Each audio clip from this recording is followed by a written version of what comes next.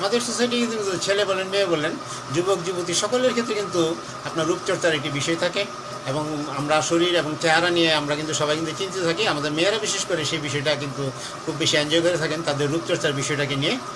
তারা ড্যান্ড্রাফ বা আপনার খুশকি নিয়ে খুব ভাবনা চিন্তা করে থাকেন।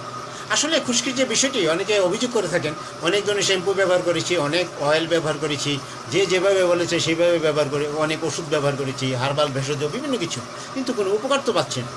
আসলে হয়েছে কি, ড্যান্ড্রাফের যে সমস্যাটা সেটা কি আপনার আসলে কোনো ডার্মাটাইটিস নাকি ফাঙ্গাল কোনো সমস্যা নাকি সোরিয়াসিস, এটা কি কিন্তু আপনার ডায়াগনোসিস করতে হবে। আর সেটা করার জন্য কিন্তু আমাদের স্কিন স্পেশালিস্ট ছাড়া কিন্তু অন্য কেউ কিন্তু সেটা করতে পারে না। সেভারেট ডার্মাটাইটিস নামে কিন্তু একটা ডার্মাটাইটিস আছে। এখানে কিন্তু এই ডার্মাটাইটিসের কারণে কিন্তু আমরা দেখি খুশকি আপনার জন্মলাভ করতে পারে এবং খুশকি কিন্তু লং টার্ম এটা লেংদি হতে পারে এবং ডার্মাটাইটিস সহ অন্যান্য প্রবলেমগুলি ইন্টাররিলেটেড হলে, সোরিয়াসিস ইন্টাররিলেটেড হলে এরকম হয়।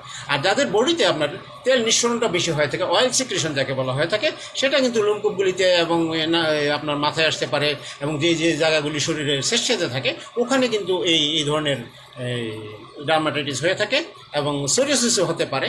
তো তার চেয়েও কিন্তু অনেক সময় আমরা এই ধরনের সাফারিংস করে থাকি। হ্যাঁ, সবচেয়ে ভালো হয় কি, আপনার যদি দেখেন যে আপনার কোনো ভেষজ ওষুধে কাজ হচ্ছে না বা হার্বাল ইয়েতে কাজ হচ্ছে না বা অ্যালোপ্যাথিক কোনো মেডিসিনে কাজ হচ্ছে না, আপনি স্কিন স্পেশালিস্টের পরামর্শ নেবেন।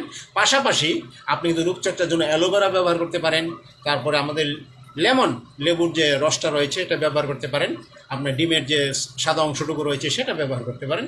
হ্যাঁ, রূপচর্চা তো আপনি অবশ্যই করবেন। আপনি চুলের যে খুশকি সেটা তো অত্যন্ত পীড়াদায়ক। অনেক সময় খুশকির উপর যখন আমরা বেশি শ্যাম্পু বা সাবান প্রয়োগ করার চেষ্টা করি তখন কিন্তু অনেকের ক্ষেত্রে কিন্তু চামড়া উঠে যায়, জলে অথবা ব্লিডিংও হতে পারে। সেই ক্ষেত্রে কিন্তু আপনাকে আগেই আপনার স্কিন স্পেশালিস্ট বলে দিবে সেটা কি ডার্মাটাইটিস নাকি সোরিয়াসিস নাকি আপনার অন্য ধরনের কোনো ছত্রাকজাতীয় কোনো ইনফেকশন।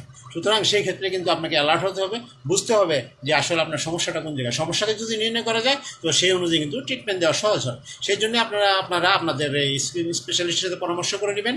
প্রয়োজনে ভেষজ এবং হার্বাল মেডিসিন ইউজ করতে পারেন এবং খাদ্যাভ্যাসে পরিবর্তন আনতে পারেন। সকালবেলা উঠেই খালি পেটে 2 গ্লাস থেকে 3 গ্লাস পানি খেতে পারেন, অ্যালোভেরা খেতে পারেন। আপনার যদি কনস্টিপেশন না থাকে, আপনার পেট যদি পরিষ্কার থাকে, তাহলে কিন্তু আপনার ফেসেও কিন্তু একটা পরিবর্তন আসবে এবং পাশাপাশি আপনার যদি শারীরিক কোনো জটিল সমস্যা না থেকে থাকে তাহলে কিন্তু আপনি আশা করি এই ধরনের সমস্যা থেকে মুক্তি পেতে পারেন। তবে তা অবশ্যই আপনার স্কিন স্পেশালিস্টের পরামর্শক্রমে সেটা করবেন এবং বেশি দুশ্চিন্তা করবেন না, দুর্ভাবনা করবেন না এবং আপনার ঘুমের ক্ষেত্রে যেন কোনো ব্যাঘাত না ঘটে এই বিষয়ে আপনি অ্যালার্ট থাকবেন। আশা করি অতি সত্বরই আপনার এই সমস্যাটা আস্তে আস্তে সলভ হয়ে যাবে।